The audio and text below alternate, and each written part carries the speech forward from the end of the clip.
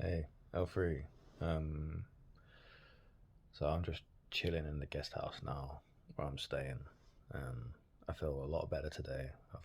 I had a bit of rest, and now I can tell you a bit more about like what happened. Let me try and sit up a bit.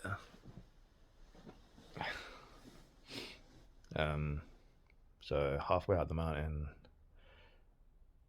all was good. Like the weather was clear, and I started climbing up.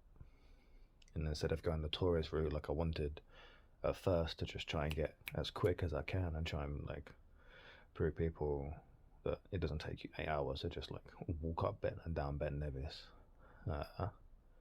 If you're going that route, I decided to take the climbing route because I thought, one, it'd be more fun, and two, it's good to challenge myself and I can get some better footage. So I went the climbing route. I go the climbing route, and I was having some fun with it, having a lot of fun with it, climbing up, even though it's a bit dangerous. Part way up it, there was, I'll put that clip in like somewhere here. There was this bit of a ravine where like all of the snow had a bit of a cave in, like an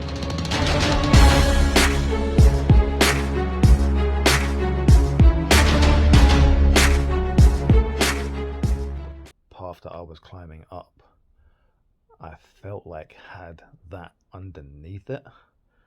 So a bit risky.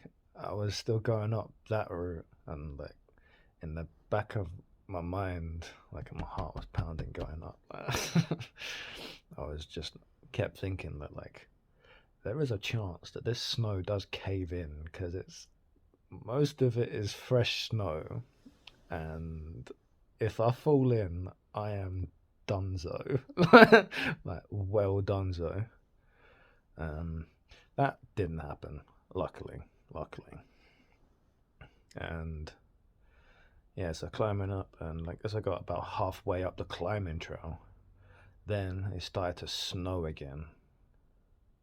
And I was thinking to myself, Not sure whether you can see. I'm just going to peek out from this rock a bit, but do you see all of that snow? Now, the danger of it is that all of that snow is going to land on the other snow, so it's going to be even more powdery, and it means I'm going to have no footholds, so I'm having to change route. It's going to make it all a bit more difficult from here, because there's even more powder snow. Like at some point it's just going up, like I was knee deep in snow, so it was not easy at all climbing up. Like some points everything I could not to like lose progress from climbing up, because there was just too much snow. It was too easy to slip, so I really had to take my time. It's better to be safe than sorry. I got to the top of it. This is, I've got to say for there, so I've got like the harshest bit, really down close to the fucking top. Excuse my language. You can see how not visible it is. Now, when I tried to record last time, my eyes were seeing the same thing as what the camera was seeing. I shit you. To pretty much the top of Ben Nevis, and there's a shelter there and a monument to like prove that, you know, you're at the top, even though it's not quite the top. It's pretty much so I'm standing outside the shelter just to give you a heads up, right, of what my visibility is right now.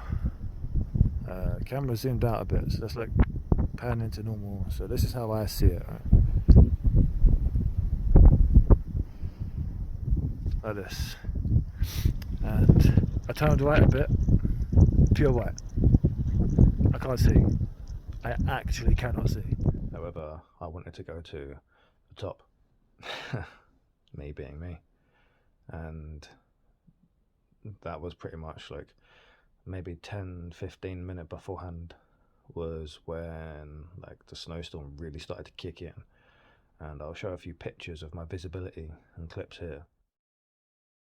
but I couldn't see out. I couldn't see anything. So I said to myself, well, I guess I'd just have to wait in the shelter then, because like all the paths are snowed over. I've only been up the tourist route once when I was a kid, so I don't know my way back down, like unless I can see it. And so I was like, well, I best wait for visibility to start getting a bit better, or I've got like no chance because I don't know my route and I can't see it. So I decided to wait in the shelter. Now, there is a lot of snow, and there's definitely no way to get any heat. And at like that point, my shoes are full of ice. So,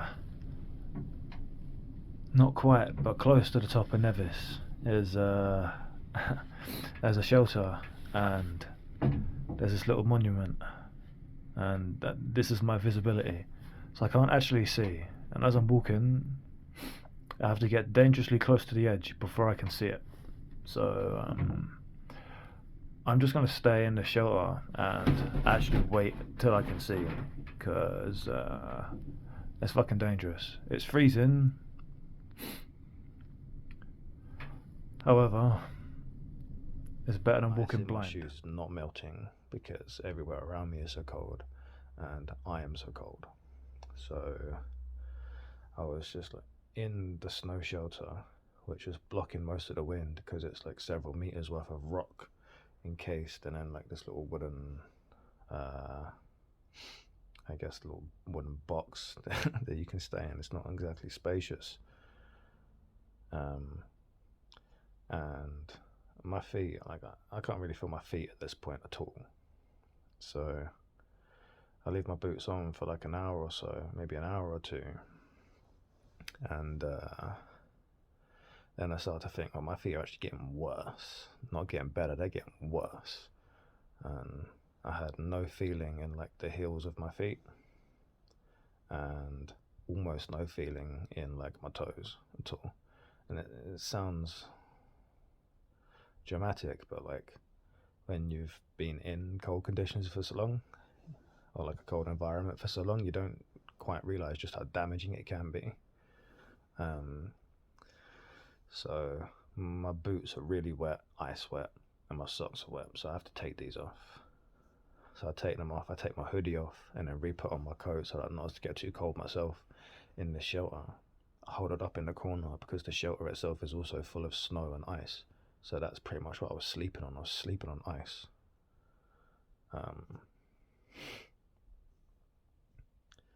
Hold it up in the corner. I put my hoodie, I put my feet inside the arms of my, in my hoodie. And then I wrap my feet up and I put my feet, I take everything out my bag. I take my mum's ashes out my bag, my water out my bag. And then I put my feet inside my bag and try and zip it up as much as I can to like preserve some heat in my feet, because like my feet were not in a good way. Even now, like I went into town today and I still cannot feel the heel of my right foot. That's kind of where I'm at right now. My left foot, I cannot feel like half of my heel, and my toes still not do feel right, and it's a day later. So there is probably some permanent nerve damage there that happened.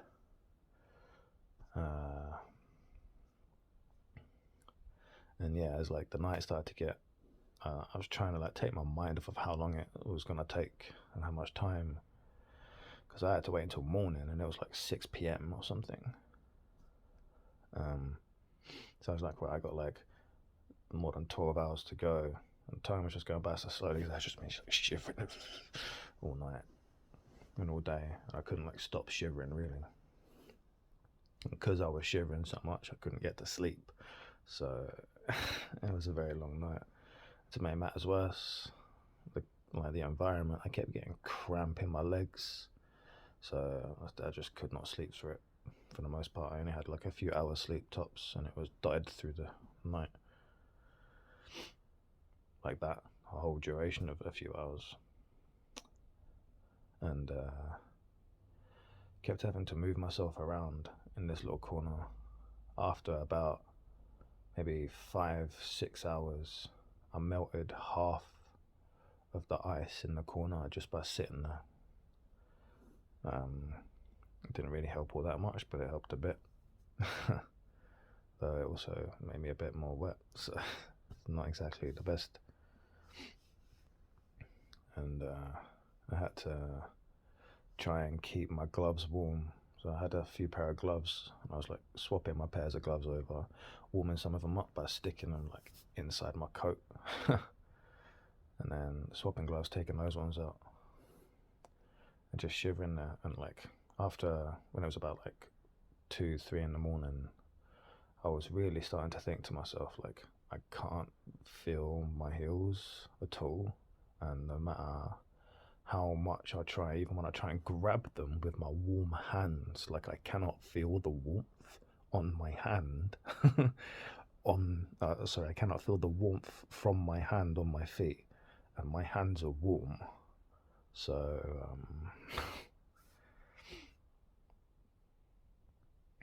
if ever it's harsh conditions, go earlier rather than later, and also take spare.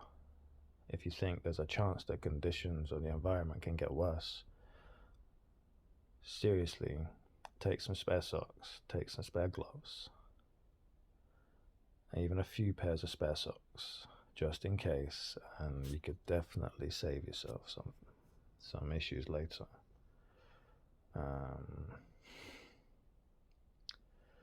I kept having to, like,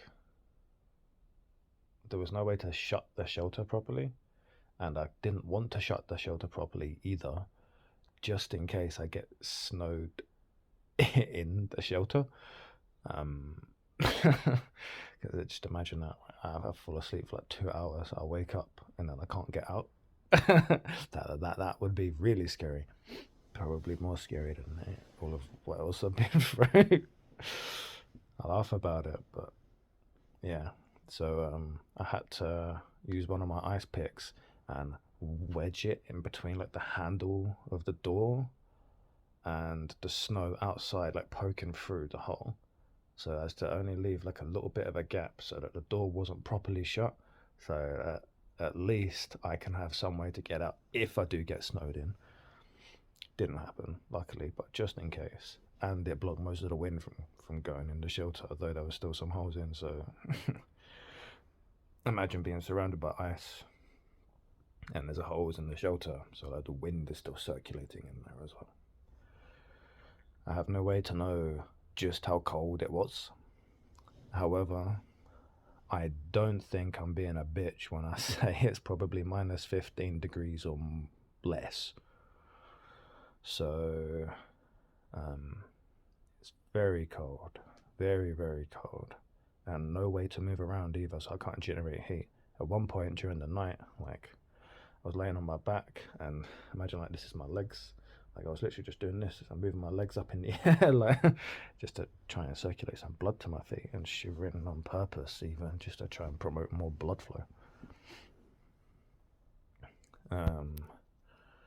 So yeah, it's like throughout the night you start thinking not so good thoughts, because you don't know what's going to happen. No one does, and like, being in such a crap situation makes a lot of negativity swirl around in your mind. I just remember like thinking to myself, no, I'm going to survive till the morning, and I'm most certainly I'm going to go to the top of this bloody mountain and scatter my mum's ashes off the top, and no one ain't going to stop me. No negative thoughts going to stop me at all. And like, just thinking of the one I love really kind of got me through it. And thinking I just want to prove everyone wrong, you know? Like, prove that not even like a snowstorm can get rid of me. Not even top of this mountain, and just no one can.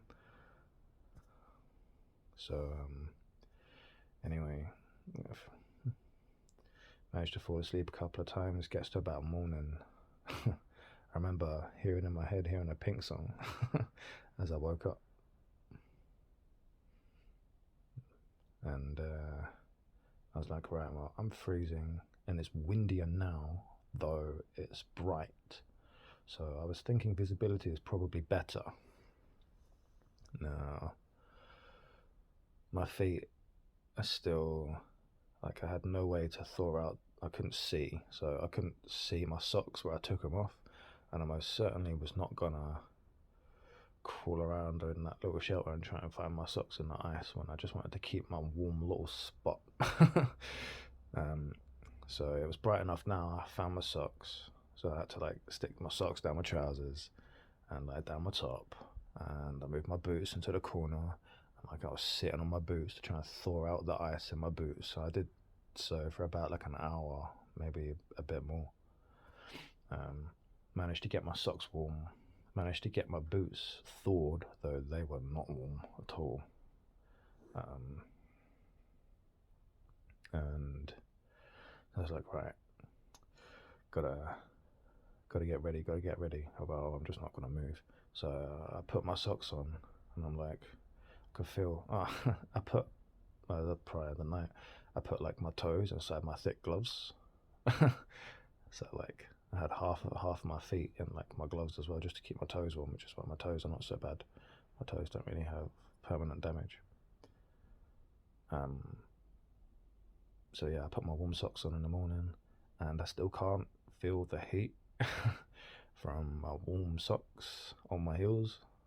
At that point, I'm like, well, I'm not really thinking of it, but gotta keep going. So then I put my shoes on, put my boots on, and I remember like sliding my heels into both of the boots after putting my feet in. And do you know, like when your heels like scrape down the inside of your shoe as you're putting them on, because it's like a tight boot? I couldn't feel it. Like, I could see it, but I couldn't feel it. Now, it was making me a bit worried, like, going up to the rest of Ben Nevis and down Ben Nevis. It's not even a big mountain either. Like, it's not so much like the muscle power, just more the environment at the time. Yeah. And so I got my boots on. I'm all ready to go. And there's actually a note inside the little shelter that says like, don't go to the toilet in the shelter, because if someone else gets caught in there, then they've got to be in it, right? So like, I had to go to the toilet in a bottle that was in there. And at some point through the night, I was taking this bottle, putting this like sealed bottle up back in between my legs, as you do, to warm the bottle up with my legs, and then trying to use the bottle and I put it underneath my heels to try and keep my heels warm. So like, it's almost a miracle that I guess I have still some feeling left in my heels. It's like a survival tactic right there. So anyway, I get ready, go. I open the shelter door. I was like, yes, I'm not snowed in, it's not too bad. I can see like twice. The visibility is not great, but I can see twice as much as what I can. Yeah. I just started making my way back down the mountain. I managed to scale my mum's ashes off the top. Absolutely freezing. It's not a snowstorm today, it's like a rainstorm. So yeah, I can't be using my phone for too much longer. However, scattered my mum's ashes off the top. Couldn't film it because the conditions. It was raining a bit. It wasn't snowing, it was raining. Now, bear in mind, on the top of Ben Nevis, when it's like raining or snowing, you're in clouds. So it's part why visibility is so bad in bad environment. So, but anyway, I start walking towards the top. Well, where I think the top is, and there's like a little bit of a waypoint close to it. And get my way to the top, and like, I'll look to the left of me where the edge is, and I can be about 5 meters away, maybe like 10 meters away, to actually see the edge. Whereas before, it was like 3-5 meters away or something.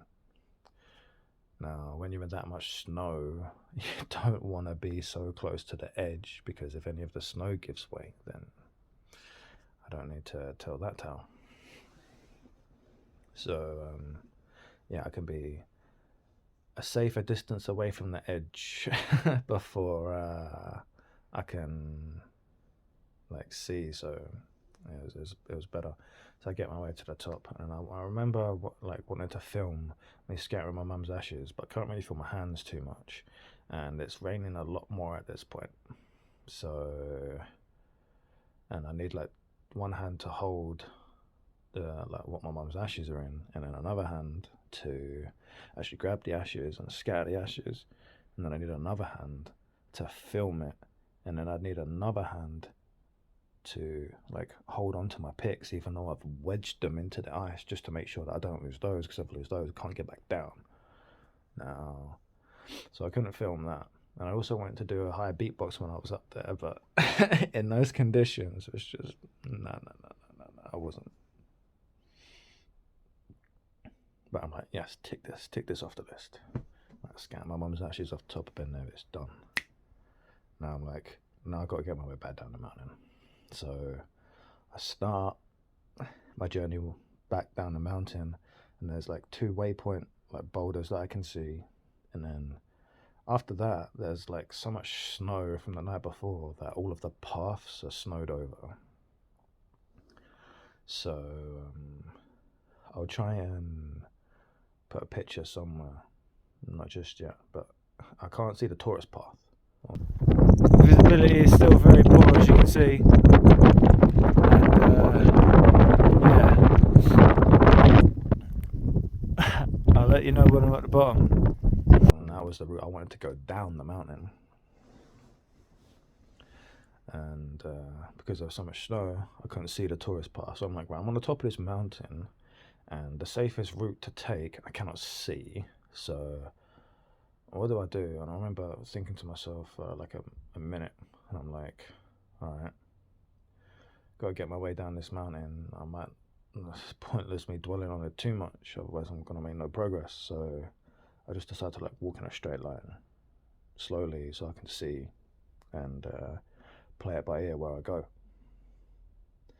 Now I ended up just walking like a straight line all the way down Ben Nevis, and it was essentially like a climbing path, like not even like an intermediate climbing path. It's like a really harsh climbing path.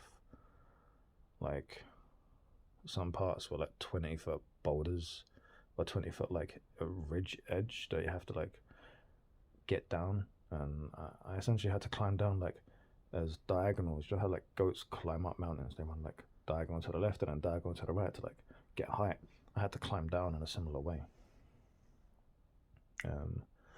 Now here is where I'll put another clip and a picture of where I ended up walking down.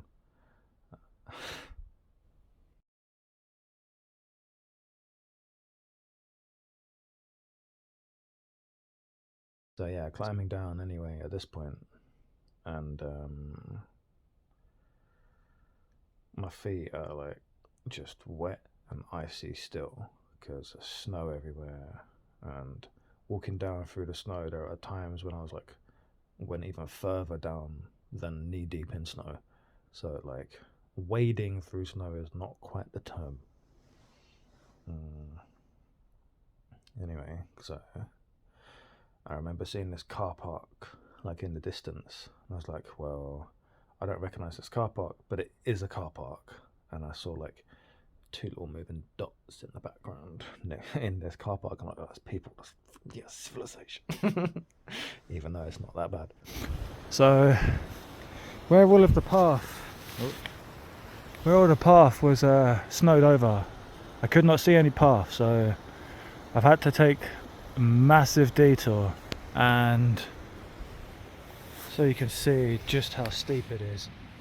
That is just what I've climbed down, and yeah, imagine that, except near enough all the way to the top.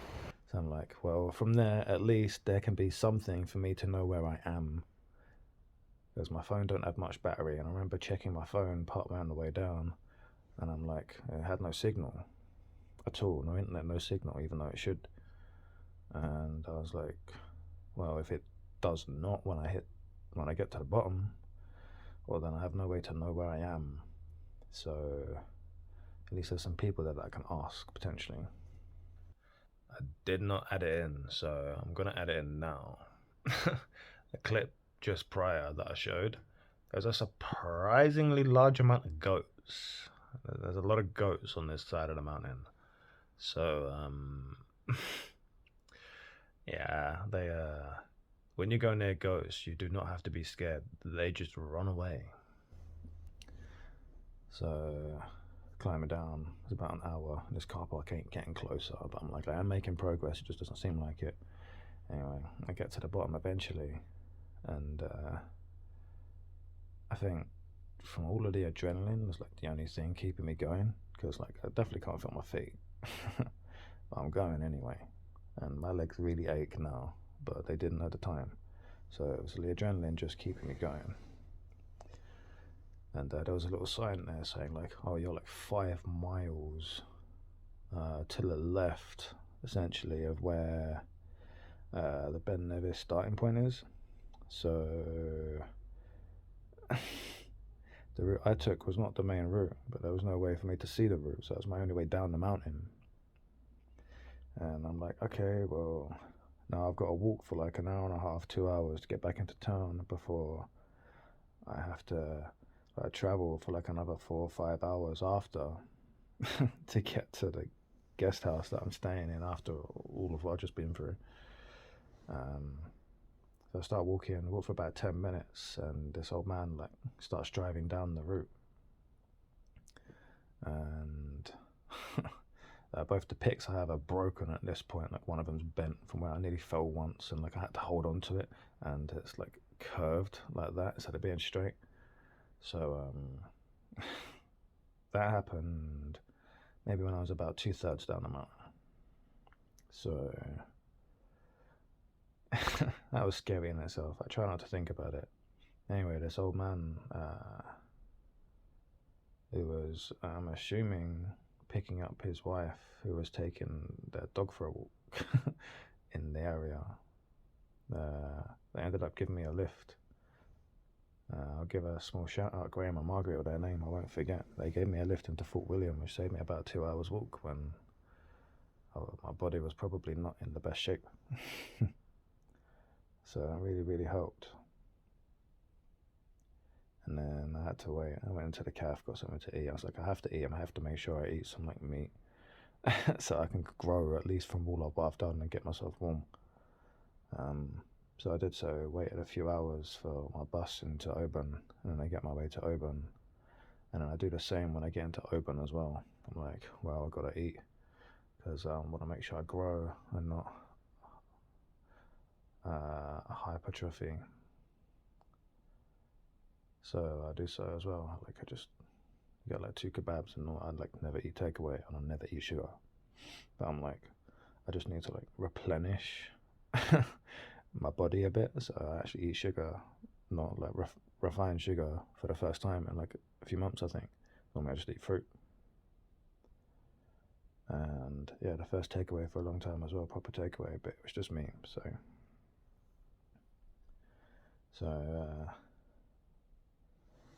I remember as soon as we get in, this is a bit shocking, I get into the shower, and like I put the shower on in the guest house, and the water going out of the shower is not really hot, but that's because of like the dial I put it on. And what a dial I like adjusted it to, and that water's not too hot, but it's like warm. And then I can feel it like hitting my feet, and it don't feel right. It don't feel right at all. So I take the shower head off, so I've like got control of it, and I sit down in the shower, and I just like slowly start to spray my heels and my toes with water, and like it just doesn't feel right. Like I'm still not getting the feeling. So I tried to put the heat up a bit, and I was like, no, that's like really painful, even though it's not hot. It's like it's painful, but I can't still, it doesn't feel accurate. So I can't like say. So I'm going to take a few days to like slowly adjust myself to getting used to actually feeling hot on my feet, and hopefully I'll post another video as well at some point in the future, because I've had nerve damage before on my hand. You see there's a big massive scar there, and on the wrist. Like, I know what nerve damage is, and I know the processes you have to go through to actually recover from nerve damage if you do so from the start. So I thought, like, that could be really important information that then people in other countries don't actually have to pay for, because that information should be free.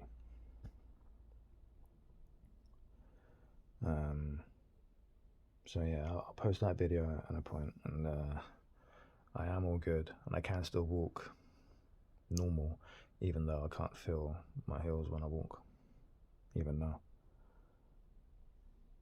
But yeah, that's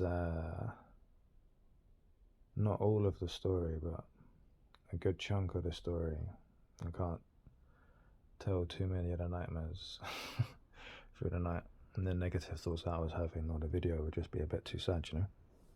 But thanks. So just to finish this video up, leave a like, leave a follow, leave a subscribe, all of that good stuff. It really does help. For one, get your name out there. Two, leave a marker that you watched the video, and just helps any creator as well, not just myself, other creators too. Like, in the past I've not left likes and subscribed and commented before, but it really does help. So not just for me, but for others as well. Anyway, thank you. Peace.